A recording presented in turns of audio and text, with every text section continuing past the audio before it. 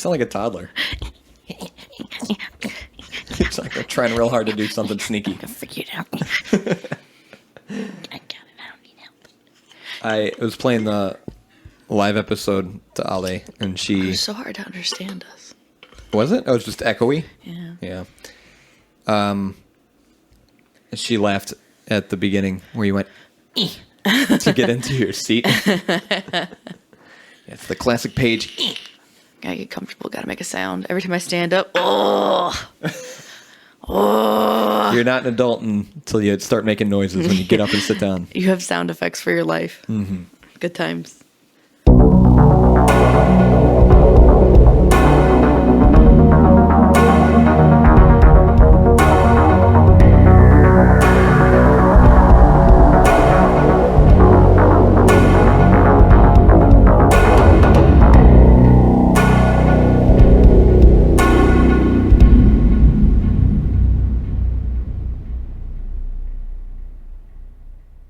Welcome to the 59th episode of Beer and Fear. My name is Zach. There's Paige. Wait, actually. Is it? No. Are you changing your name this episode? Yeah, Debbie. All right. Zach and Debbie. Beer and Fear with Zach and Debbie. That sounds weird. This episode is about Elizabeth Bathory. I think that's how you say her name, because she's got the weird accent. Bathory. Bathory. Elizabeth Bathory. She's got the weird accent over the A, so I don't know if that means anything. Did you Google Translate it? In whatever language that is. I'm not telling you to do it now. I'm just asking if you did it. I didn't. I don't even know what ethnicity her name is. Where is she? I don't know anything about this lady, and we're doing an episode about her. It's weird. You just did a bunch of research on her. She was born in Hungary, so it's Yeah. a Hungarian name. However you say Bathory with the A and the dash in Hungarian. It's on Elizabeth Bathory. We're going to talk about her. Yeah, how was your week? It was good. It's good. It's good. Your week's good, and our beer's good. It's good. Work was great. We had our live episode. That was wild. Oh, yeah. Can't believe we did that. Can't believe people actually showed up. Do you want to do another one? Yeah, sure. All right, well, we got to start researching now if you want to do one in November. Oh, yeah. What the fuck? Yeah. Why did you just decide to ask me now? I meant to ask you this question like after the episode. Yeah. But if we're doing an episode in November, we need to start now. You know what? That's not fair because Megan made a comment. She was like, would you want to do another one? I was like, yeah, I guess. She was like, I gotta wait for Zach said he'd let me know about what Paige thinks. I was like, so I guess I'm always aware. Just a little upset you didn't ask sooner. Sorry. Oversight. But yeah, I mean, if we're gonna do a November one, we need to start now. Otherwise, we can do. They our want next us to one. come back? Yeah. Otherwise, we could do our next one in December. But I don't know. May as well do it in November. I'm gonna find some time. It's coming up quick. We'll brainstorm here. But yeah, we had our live episode. That was a lot of fun. It's on YouTube. It's public. Go watch it. You can see Warren Peach play. He's really good. He was amazing. Better than we were. Wonderful. Mm-hmm. Anything notable else? Anything? No, not really. My life is very consistent. I just spend my week working, spend the weekend. Saturday is my sleep-in day, so I sleep till like 4 p.m. Hell yeah. And then Sunday I go visit my parents. I live a very repetitive life. It's nice that you see him every week. Mm-hmm. What about you? What did I do? Oh, it was Halloween. Did you do anything fun for Halloween? I was at my parents'. It was Sunday. That's so right. They handed out candy to trick-or-treaters.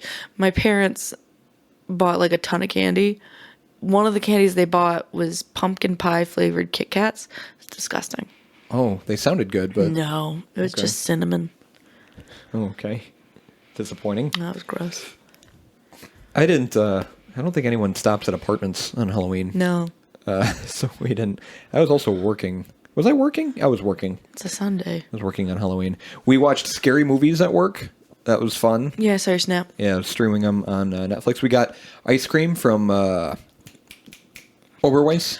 They have this special boo something ice cream. Boo batter? Yeah. Or Bat Brew. Oberweis is Bat Brew. Bat Brew. Yeah, I had it. It's good. But the purple ice cream? Mm-hmm. Yeah, we tried to order this. All four of us got it, and they were out of this, so they just mixed birthday cake ice cream with Oreo ice cream. That's essentially what it is. That's essentially what it is, but it wasn't purple. Yeah. But it was delicious. What else? Oh, yeah, we celebrated Dia de los Muertos. Oh. We had an altar in the dining room. with all of our loved ones who have left us, including, I'm not about to bring this episode down, but I had a really good close friend of mine pass away on the 31st, this Sunday. So I was at his wake today. His name's Dario Sanchez. We knew him by Wallace Ferdinand. He was the singer of my band Cellarats for about half the time I was with them until Tom switched and became the singer. But he had a lot of really close friends and in the punk scene. A lot of his family showed up. It was nice to see everyone. I'm happy that so many people came out and we celebrated the life that he spent with us. And it was nice seeing all the photos and memories, sharing memories with my friends. But it was the first time that I've ever had to really go to something like that for like a close friend, like the closest, so far the closest friend that I've had to see pass. It's tough. I remember being a little kid and seeing relatives pass, as they get old. But he was pretty young, and I'm upset that he's left us. But I remember where I heard this, but it's something like, someone is never truly dead until they are completely forgotten by everyone. And I like that. So as long as you keep remembering your loved ones and you keep telling your other loved ones about them, and that memory of them lives on, they're never truly gone. So I try to be optimistic about stuff like that. But he was on the altar for Dia de los Muertos. Am I saying that right? Yeah. That was really fun. I made masks at work that we wore. It's pretty funny. I'll have to put a picture on the website. What else? I can't remember. That's about it, right? Yeah. I feel like I'm forgetting something. You say that every time. Yeah, because I don't write anything down. I feel like I was going to talk about something today. So quick thing, we're recording this after the fact because I forgot again. But one of the people, my boss, did something really cool for us. What? She got us this stuff. So little thing here, which I'll show you in a second. But she gave us, it says, the Beer and Fear Besties, Zach and Paige. Cute. Full of card. I don't like how you opened that. It was a crime against nature. Oh my gosh, it says congrats. Oh, wow. Zach and Paige, as a listener since the beginning, just wanted to wish you all the best on the upcoming live event. Saw these and thought of your show. Congrats. P.S. Don't fall asleep during the live. Hey, whoops. That's from Latoya. So sweet. She has very lovely handwriting. She does. I was very tired that episode. It was ridiculous. And I forget where... She told me she got these from somewhere, and I already forgot. But there are these little notebooks. Huh. And it's got... This one says The Squonk. I love it. This one says Alabama White Thing. White thing. It looks adorable, honestly. Like a monkey and Bigfoot. The back says Karis Creepers. Karis Fenco. Oh, I That's think a it's P. Oh yeah, Karis Penco. Oh yeah, it's her pens. That's right. There's a pen company, and they did something cool with these things. So these are actual like mythical creatures. I was like, we could do episodes on these. And then these are Cryptids? Yeah, cryptids. Yes, cryptids. This is grid paper. Let's see. Colossal Claude. Oh, that one's cool. I like that. And then the Beast of Got little flippies. the Beast of Bladenboro, North Carolina. Look at that. Oh, It's adorable. I know, it's like a little Kasota. Cat. It's like Kasota as a cryptid. And then these stickers. I do like stickers. Let me Yeah. get my feelers on those. Go ahead, take them. Let's see here. Take whichever ones you want. You can take all of them or none of them. Shunko. Oh, I actually know some of these. These are so cute. Right? Pigman. You want to take any? I wouldn't have anything to use them for. I don't put stickers anywhere, and Yeah. I can't give them to the kids. I have a I can't give them to kids. I have a big collection of stickers that I haven't done anything with yet, but I guess I'll just add these to the collection. But thanks, Latoya. Yeah, thank you, Latoya. I appreciate You're your optimism awesome. for us. Yeah. Thanks for listening. You're a cutie. Let's get into the beer. Okay. The brewery for episode 59 on Elizabeth Bathory is Market Brewing. Hey as in hey, or hey as in hey? Hay. Yeah. Hay Market Brewing. A market where you can get hay, and they also brew. Their main taproom is 9301 Red Arrow Highway in Bridgman, Michigan, 49106. They do also have a Chicago West Loop Brew Pub at 737 West Randolph Street in Chicago, 60661. So they've got those two locations, but I think their main one is in the one in Michigan. They don't have an about page on their website, so I just pulled this from Facebook. It says, Haymarket Pub and Brewery features classic Belgian and contemporary American beer styles from brewing legend Pete Crowley. No matter where you live, what you do, or what walk of life you come from, Haymarket Brewing has a seat at the bar and a beer for you. We opened our brewery 10 years ago with a simple philosophy: make the highest quality beer we possibly can and deliver it as fresh as we possibly can. It's worked out pretty well so far. Our brewmaster Pete Crowley has won over 50 local, national, and international brewing awards. Trust us when we say our beers must be tasted to be believed. And we've combined those beers with probably the city's best, most inventive, made-from-scratch bar food. Add in a welcoming, festive atmosphere, and the result is one of Chicago's great casual brew pub experiences. I got all this info from their Chicago West Loop Brew Pub Facebook page. Oh, okay. Not their main taproom Facebook page. Oh. But, yeah, there's no about section on their website. It just has the beer that they have. So our beer is Blood Orange Blonde. It's because blood. Because blood. Does that sound any at all familiar to you? Is that the one that we've been drinking? No. Oh. No. It's the one you had before. Like the one... That your dad got you. Oh. So It may or may not be the same one. I can't remember. who knows? I'm pretty sure it is. But my dad got me this beer, and I was like, oh yeah, I think Paige has had this. We'll figure it out. This refreshingly fruity blonde ale will help to usher in warmer weather. We used a very liberal amount of real blood oranges to perfect this lighter-bodied summertime crusher. It is very cold out right now. It's not summer, but it doesn't mean we can't still enjoy this. Untapped says brewed with blood oranges, notes of tangerine, raspberry, and grapefruit. And real quick about American Blonde Ales, craftbeer.com says it's one of the most approachable styles. A golden or blonde ale is an easy drinking beer that is visually appealing and has no particularly dominating malt or hop characteristics. Rounded and smooth, it is an American classic known for its simplicity, sometimes referred to as golden ale. These beers can have honey, spices, and fruit added and may be fermented with lager or ale yeast. We may have had a blonde ale on the show before. Sounds vaguely familiar because I think I was talking about... What was that brewery that I really liked that had the combo pack? We always used to get them. One of Kona. One of them was Big Wave, and then the other one, Longboard. I think Big Wave was the golden ale. It's delicious. They're typically lighter in color, 3 to 7 SRM, lower in bitterness, 15 to 25 IBU, and generally low in alcohol level, 4 to 5 ABV. Best to pair with spaghetti and meatballs, pepper jack cheese, and sugar cookies. Interesting. 8.5% ABV, unknown IBU or SRM, and no page on Beer Advocate. Upsetting. Yeah. Oh, well. I don't like that.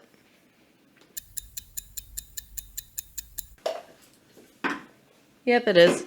It's funny. I've had this a bunch. Oh, I know what it tastes like. Yeah. That's such a bummer. So I think this is the first time that we're having a beer that one of us has had before. And we generally try to avoid that, but, you know. I had this beer in my fridge and I hadn't tried it yet because I knew I wanted to have it on an episode. And I was talking to my dad about it recently. He's like, did you ever try that beer? And I was like, no, I'm saving it for an episode. He's like, you can probably find something easy to tie it in with, because when I saw it, I saw blood, and I was like, that'd be easy. So, Elizabeth Bathory. Yeah, you've had this before. Ale flavored with blood orange. I like that it's a sunset with an orange. It's a pretty can.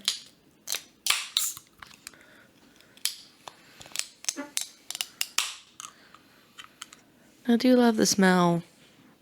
It's citrus and refreshing, but it's not very strong scent. It's pleasant. Yeah, it's flowery.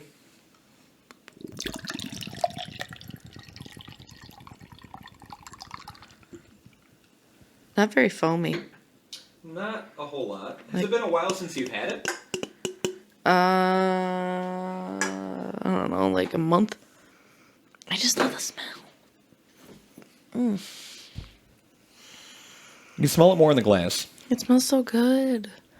Yeah, it smells great. Looks like apple juice. It does. It's about that color. Pretty clear. No foam. Clink it and drink it.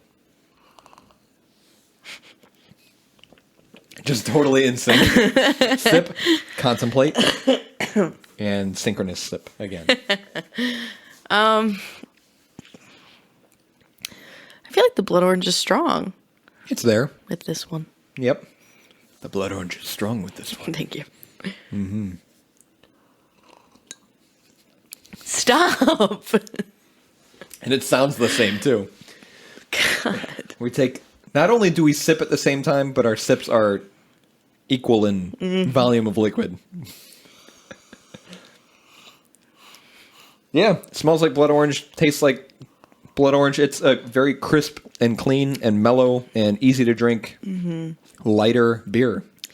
I do like this beer. I liked it when I tried it. It's honestly better in a glass, in my opinion. I've only ever drank it out of a can. Okay, well, that part's new, at least. Yeah, crisp. Fruit. I don't know. Tasty. Crisp fruit. I don't know. Adjectives. I should be a professional beer reviewer. Crisp fruit. I don't know. I think you should start writing Untapped or Beer Advocate reviews, but only in that way. Like short and to the point. Like one-word sentences. Yes. Tell us about Elizabeth or Liz. She went by Liz, right? Do I have to? Nah. Okay, I'm tired. Man, me too. Yeah. Elizabeth Bathory was born in 1560 on a family estate in Royal Hungary. I'm not going to say the town. Not saying the name. Dude, it's Nyir Bader. Nyir Bader. She spent her childhood at a castle. Not saying the name.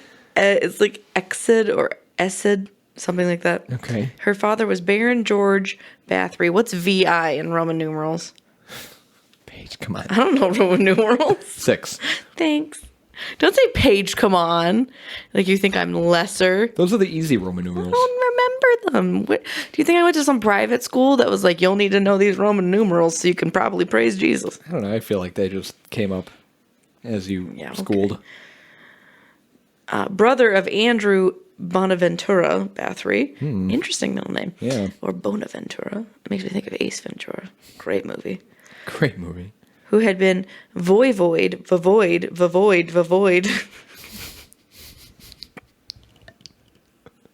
You just short circuit? Of Transylvania. So that means he's a vampire. Okay. Her mother was Baroness Anna Bathory. I want to be a baroness. I want a title. I think you can do it. I want to be knighted. You can probably do that online, probably. Like how you did your marriage thing. Or like how you can be a sir, right? Or like where you own land. What are people doing now? You can be a sir or a knight if you own land. Like you can buy like a... I don't know. Daughter of Stephen Bathory of Somlio, also voivode of Transylvania. Voivode. It's basically the highest ranking official in Transylvania. Oh. Who was of the Somlio branch through her mother. Elizabeth was the niece of the Hungarian noble Stephen Bathory, the King of Poland, the Grand Duke of Lithuania, of the Polish-Lithuanian Commonwealth, and Prince of Transylvania. I want to be like a Prince of Transylvania. I have a lot of goals. I think you can be all those things if you set your mind to it. Mm-hmm. Her older brother, Stephen Bathory, served as a royal judge of Hungary, or Judge Royal of Hungary. Mm-hmm. As a child, Bathory suffered multiple seizures that may have been caused by epilepsy. At the time, symptoms relating to epilepsy were diagnosed as falling sickness, and treatments included rubbing blood of a non-sufferer on the lips of an epileptic, or giving the epileptic a mix of non-sufferer's blood and piece of skull as their episode ended. Why do you just have pieces of skull available? Who comes up with this stuff? Crazy people. A proposal made by some sources in order to explain Bathory's cruelty later in her life is that she was trained by her family to be cruel. Stories include a young Bathory witnessing brutal punishments executed by her family's officers and being taught by family members involved with Satanism and witchcraft. Again, there is no hard evidence for these claims, and so they remain unsubstantiated. Bathory was raised a Calvinist Protestant. As a young woman, she learned Latin, German, Hungarian, and Greek. Born into a privileged family of nobility, Bathory was endowed with wealth, education, and a prominent social rank. At the age of 13, before her first marriage, Bathory allegedly gave birth to a child. The child, said to have been fathered by a peasant boy, was supposedly given away to a local woman who was trusted by the family. At the age of 13, before her first marriage, she had a baby. The woman was paid for her actions, and the child was taken to Wallachia. Wallachia! Evidence of this pregnancy came up long after Elizabeth's death through rumors spread by peasants. Therefore, the validity of the rumor is often disputed. I love that word. Disputed? Validity. Oh, validity. Yeah, that's a good word. In 1573, Bathory was engaged to Count Ferenc Faherty. Nadasti, a member of, I'm guessing, Nadasti family, and what was probably a political arrangement within the circles of the aristocracy. Aristocracy. Those words suck, where it's like aristocracy and then aristocrat. Yeah. How the You know what's emphasis good? is. The Aristocats. Yeah, that is good. Cute movie. He was the son of Baron Thomas Nadasti Dynastad et Forgasfold. You're just making noises now. Forgasfold. And Orsolia Kanazai. Okay. Bathory and that dude were married at the palace of something. Yeah, just a palace. No, it's like Vranov. Vernov. Vranov. Nad Toplu. On May 8th, 1575. What? It's a lot of crazy words. It's like it's in another language or something. That's weird. His wedding gift to Bathory was his household. Castle of... Another word. I can't get my tongue to say it. Okay. Csejte. What's the J for? I feel like I'm doing parcel tongue. Can you hear me? Am I talking to a snake? Situated in the Little Carpathians, not the big ones, the little ones. Not the Kardashians. Not the Kardashians. Situated in the... What's the little Kardashian? Which one's the little one? Oh, I don't know. Chloe? Sure. They all suck. Whoa! Aggressive. It's basically near present-day Slovakia, wherever this castle is. Wherever Slovakia is. You know, point it out to me on a map. I'm noticing a lot of parallels with, you said Wallachia and Slovakia. Those are things I said. Reminds me of Dracula.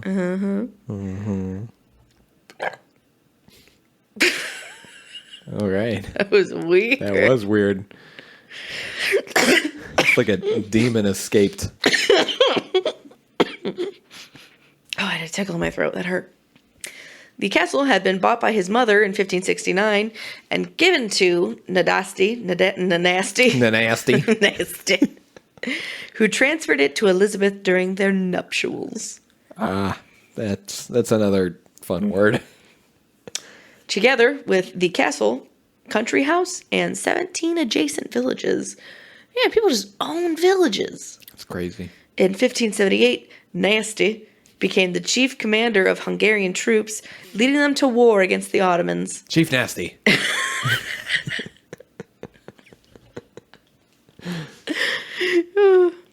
With her husband away at war, Bathory managed business affairs and the estates.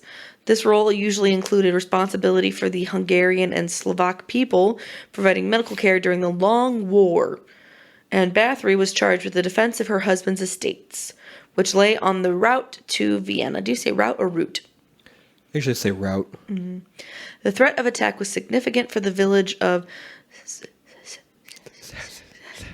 Szeged.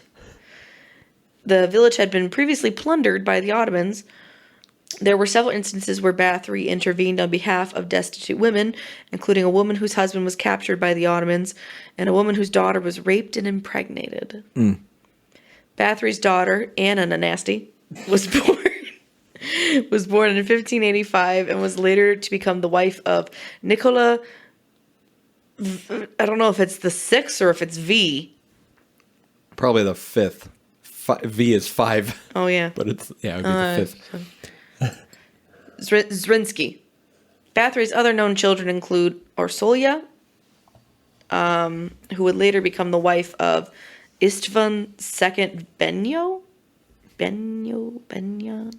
I'm supposed to know all these people. Yeah, you are. Catalin Nanasty, Andres Nanasty, and Paul Nanasty. So many Nanasties. She liked kids. Some chronicles also indicate that the couple had another son named Miklos, although it cannot be confirmed. He was too nasty. Yeah, he was too nasty. And it could be that he was simply a cousin or died young, as he is not named in Bathory's will from 1610. All of Elizabeth's children were cared for by governesses and Bathory herself. As Bathory herself. Ferenc Nanasty died on the 4th of January 1604 at the age of 48. Although the exact nature of the illness which led to his death is unknown, it seems to have started in 1601 and initially caused debilitating pain in his legs. From that time, he never fully recovered, and in 1603 became permanently disabled. He had been married to Bathory for 29 years before dying. He entrusted his heirs and widow, who would eventually lead the investigation into Bathory's crimes. Georgi Thurzo is the one that would look into... Georgi? Georgi. Was he in a nasty? No. Georgi in a nasty? No, Georgi Thurzo. Oh. He would look into the crimes that you will get into. Mm-hmm. And by he, she means me. Yes, me. Me is he. Is that it? Why are you fingering the mic? It's an interesting design. Yeah, it's a... Okay. So tired. I always laughed at, you were in high school, like, you were reading a book, an older book as a teenager, and it's like, he fingered the key in his head. It's like, oh my God. Don't use that verb ever. He diddled the doodle. My section's short. It makes me want a hot dog real bad. Do you not remember that movie? What is that? Legally Blonde. Oh, they say that in Legally Blonde? Yeah. What part? Legally Blonde 2, I think. Oh, I didn't see that. Or was it 1? No, it was 1. I don't remember anything about a hot dog, Legally Blonde. I only saw the musical, not the... You saw the musical and not the movie? Yeah. Because I did sound for the musical, that's why. The sequel also had gay dogs. Gay dogs? Yeah. Yeah, I don't remember any of that. So, Elizabeth Bathory... Yeah, that bitch. Also known as the Blood Countess, is a 16th century Hungarian aristocrat, ranked in none other than the Guinness Book of Records as the most murderous Most murderous of all time. Interesting. The female who is murdered the most. A murderess. She murdered. I'm going to read two separate stories. They're both kind of short. The first one is widely circulated. The widely circulated account of her being a cold-blooded killer. And the second part tries to look at her story from a different angle, in which she was a victim of a conspiracy. Interesting. So I'm just reading verbatim here. This is the Blood Countess Dracula versions. She's got some parallels with Dracula. That wasn't a coincidence. It seems that the Carpathian killer, whose fear of aging knew no reasonable bounds, figured a beauty wash in blood would stem the onslaught of years. Elizabeth Bathory was a turn-of-the-17th century Eastern European aristocrat who believed that bathing in the blood of virgins would maintain her youthful looks. Apparently, some 600 young women came to a premature end in order to keep her macabre fountain of youth flowing. How far will people go to secure eternal youth? Cleopatra bathed in the milk.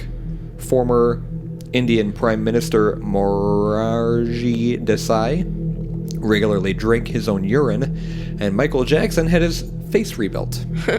No one, however, has gone as far as 16th century Hungarian Countess Elizabeth Bathory thought to have murdered 600 girls so that she could smother herself in their blood in an attempt to retain her youth and beauty. The accepted story is that Elizabeth, stunningly beautiful, was raised as Magyar royalty. At 15, she was married off for political gain and became the lady of the castle of Kisish, deep in the Carpathian Mountains, now eastern Slovakia. In this picturesque setting of small fields, quaint cottages, and scampering goats, a horror of unimaginable proportions was about to unfold. Elizabeth's husband, a soldier, was off on various campaigns, and life for her was poundingly boring. She began to interest herself in the occult and invited people claiming to be witches, sorcerers, and alchemists to the castle. They taught her their crafts in intimate detail, and she was enthralled. Elizabeth's husband had a torture device he used to extract information from his Turkish prisoners, comprising silver claw-like pincers fastened to a whip to tear off flesh. When he went on campaigns, he left this behind, and Elizabeth began to while away the hours using it on debtors thrown into their dungeons. When her husband died, Elizabeth longed for a lover to replace him, but she was then 43 and realized she had aged, and her angelic complexion had faded, which put her into a smoldering rage. She was next in line to become ruler of Poland and desperately wanted the job, as she was a woman far more educated than those around her, speaking 4 languages, while the Prince of Transylvania was an illiterate boor. Maintaining her youth and vitality became central to this developing plot. Vanity, sexual desire, and the thirst for political power combined into a frenzy obsession for Elizabeth. She knew that, without youth and beauty, she would forfeit everything. Her mood deteriorated, and one day, as she struck a servant girl for a minor oversight, she drew blood, some of which spattered onto Elizabeth's skin. Later, she was convinced that the part of her arm where the girl's blood had dropped looked fresher and younger. For a woman who believed in magic, there was an obvious conclusion. Her complexion had improved because the young girl's blood was full of the spirit of life. Blood was an elixir of youth, and if nature was going to steal her youth, she would take it back from others. When she consulted her alchemist, they agreed with her, and Elizabeth was convinced she had discovered the secret of eternal youth. With her trusted helper and other sorcerers, she roamed the countryside by night, hunting suitable virgin girls. They were dragged back to the castle and hung upside down by chains around their ankles, naked and still alive. Their throats were slit and blood drained for Elizabeth's bath. When there was a really lovely young girl, Elizabeth would drink her blood from a golden flask, but as her taste for this depravity increased, she'd drink directly from the stream of blood as the writhing body hung from the rafters. From then on, killing became a ritual. As the blood dripped onto the stone floor, Elizabeth would smear it all over herself, the smell seeming to intoxicate her. She would kneel by the victim, tearing at the flesh with her teeth and sucking the wounds. With 3 or 4 girls stretched out on the floor, she would wallow ankle-deep in blood. Although she had held off her political foes, after 5 years of this madness, Elizabeth realized the blood of peasant girls was having no effect on her skin. She decided the blood must be defective and better blood was required. Obviously, that's the problem. With incredible cunning, she established an academy in the castle, offering to take 25 girls at a time from cultivated families and finish their educations. These students were consumed in the same way as the peasant girls who preceded them. It was at this point that Elizabeth became careless for the first time in her horrific career. During a frenzy of lust, 4 drained bodies were thrown from the walls of the castle, and the error was realized too late. The villagers had already seen and identified the girls, and the secret was out. The mystery of where those girls had gone began to be solved. Word of this horror rapidly spread and reached the Hungarian Emperor, Matthias II, who ordered the Countess placed on public trial. Her aristocratic status meant she could not be arrested, so Parliament passed a new act to remove this privilege, and Elizabeth was brought before a formal hearing in 1610. By the final count, 600 girls had vanished, yet Elizabeth admitted nothing. Her assistants and sorcerers were burned alive, but the Countess, because of her noble birth, could not be executed. Instead, she was damned to a living death, sealed in a tiny cupboard in her castle, and never let out. She died 4 years later without a word of remorse. And now, the rest of the story. This is the alternate version, which kind of paints her as a victim to, she's not as sinister, not as Dracula-like. This is just how things happened for her. The story of Elizabeth Bathory is surrounded by a lot of folklore. There's a lot of supposition going on about the truthfulness of the accusations. Her story is so fascinating that even today, after more than 400 years, game designers made a slot game based on it. That everyone can try it with a free $10 no-deposit casino bonus. The plain story is this. On December 29th, 1610, Báthory, a 50-year-old widowed noblewoman of enormous wealth, was sitting at dinner in one of her castles when the Viceroy of Hungary arrived at the gates. Servants were hustled away to be questioned, and Báthory herself was removed and put under house arrest. She was never seen in public again. A trial was held without the accused present, in which the court was told of female corpses unearthed at the castle. Girls had allegedly been beaten, abused with lighted candles, needles, tongs, and hot irons, and had been caused to freeze to death in the snow.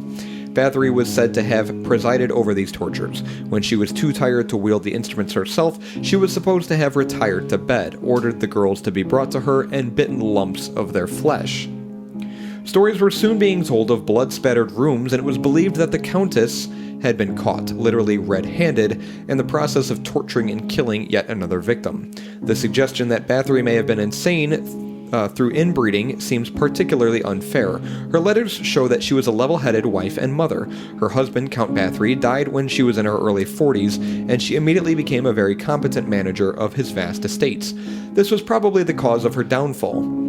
Women in 17th century Hungary were supposed to retire and mourn after their husband's demise, but Báthory was a powerful public figure in her region. "You will find a man in me," she boasted in one of her letters. There was a high-level conspiracy, male of course, to get this turbulent woman out of the way. For modern writers to portray her as a lesbian dominatrix is an absurd anachronism, since neither sadism nor female homosexuality were concepts that existed at that time. Vampires, too, were later inventions, and though Báthory was accused of cannibalism, nobody in her own time thought of describing her as a bloodsucker. The true vampires in the story seem to have been her accusers, ruthlessly bleeding her dry of her rights, possessions, and freedom. Once she had been locked up and discredited, no further action was deemed necessary, and since the 600 corpses were probably a fiction, there were no bereaved relatives demanding that the murderer be brought to justice. Elizabeth Báthory died a few years after her arrest, while still confined in her castle. The Countess Dracula legend began to materialize around her name in the 18th century, more than a century after her death. This is not to say she did not murder people. She was a strong and aggressive woman by many accounts after all, but 400 years after the investigation, it is impossible to display evidence supporting her innocence of her guilt. But it is reasonable to doubt she bathed in the blood of victims, and it is reasonable to think that the number of victims is exaggerated by local folklore. In the end, the first written accounts of her story appeared more than 100 years after her death. Which side do you believe? I mean, I would love to. I mean, I guess I wouldn't love. It's just more fun for it to be that dramatic, but I feel like realistically it wasn't that dramatic. Yeah, probably there was a lot of, just like, remember Jersey Devil? Yeah. A lot of folklore. Yeah. And a lot of the things stories get blown out of proportion. It's a game of telephone. He said, she said, you know? Yep. And that's where those Other stories come sayings. from. Mm-hmm. Great song, by the way. He Said, She Said by Churches. Yeah, it's like realistically, there probably were not 600 victims. She probably did not hang people upside down, slit their throats, and drink their blood. Probably didn't bathe in their blood. Yeah. But the stories are cool. Yeah. Do we have stories like that about current day people? Like what's current day to you? Like the 21st century, like folklore people? I guess like Michael Jackson or Bill Cosby or a lot of people who've been, I mean, Michael Jackson not so much, but people who've been present in the news. It's like, oh, did you hear he did this? Oh, did you hear blah, blah, blah, blah, blah. But they're not as crazy as they were like back then, I guess. You ever hear someone saying that Bill Cosby bathed in the blood of... Nobody did drug and rape a lot of women. Yeah, there was that. Yeah, there was that. You know, I did randomly Google active serial killers once because I was kind of curious. And are there many? There's like, the list that I got was like cases that were unsolved or like people who have, like, I guess murdered more than like 3 people. Yeah. It wasn't anything that I was like, ooh. I guess all that stuff comes with history and time. Yeah. What do you think of the beer? Fantastic. I forget what I gave it, but it was top 3. I gave it a 3. Yeah, it was top 3 for me. Delicious, crisp, refreshing, easy to drink. How many times? How many times? Crisp, refreshing. Good. Open up 7-Up. I'm LeBron James. The orange is there. Yeah. I think that we have had a lot of beers that have boasted a citrus flavor, and we have come short when it comes to that. They have come up short. Some of them. Yep. This one not the This case. one delivered. Yep. And I don't know if I've ever had a blood orange before. I definitely have not. I think they sell them at Trader Joe's. You can get them. I should get one someday. You can get them. You can get them. Blood oranges are ownable. I'll have to buy some and try one. They can't stop you. Get a blood orange. Fight them. Anarchy in the streets. Get a blood orange. Yeah, so I don't know what they taste like. Grapefruit. Or grapefruit. I saw a TikTok. It was like POV of someone acting out being the mom and the son. Oh. And he like walked in the room with the grapefruit. And he's like, "Mom, this grapefruit's good, but it has a hole in it." And I've seen that video, and I still eat grapefruits. I feel like I don't think they taste good. I like them. A little bit of salt. They're delicious. Have you had grapefruit juice? It's tart. Yeah, it's very intense. Oh my God. The first time I tried it, I had just moved back from Florida. And my parents were on this diet thing, and it required them to drink like grapefruit juice, like morning, evening, night, or morning, afternoon, night. I would just kill myself. I was like really excited because I love juice. I love tropical flavored things. And it was from like Simply whatever, Yeah. The one that does the lemonade. Yeah. I was like, oh yeah, this is going to taste delicious. I'll have it with my sandwich. Poured a big old glass and I sipped it and I was like, Yeah. It was disgusting. Yeah, it attacks your taste buds. Horrible. I wanted to vomit. It's intense. I prefer it in cocktails. It's really good in moderation and in drinks, but It's nasty. never had a blood orange. I'm going to try it. But I guess it tasted like oranges. If I had a blood orange before, I would probably say it tasted like blood oranges, but I don't know the difference. Sure. But it's tasty. What did you think of it? That was good. Excellent. It's good. I feel like I gave my description already. Yeah. Just about. Tasty. Oh boy. Yeah, I'm sleepies.